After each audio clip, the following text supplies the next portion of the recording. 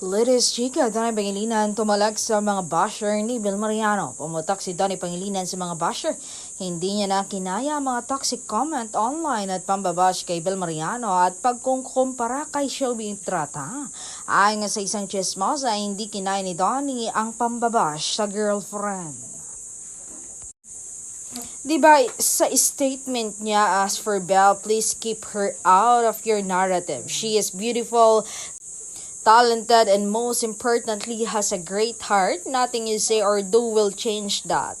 Ang pagkakaintindi ko rito, wag niyo rin isasali si Belle sa lahat ng pagputak niyo online na wala namang kabuluhan. And I think tila inaamin niya rin dito, pero hindi direkta na sila na. Wala kayong magagawa roon.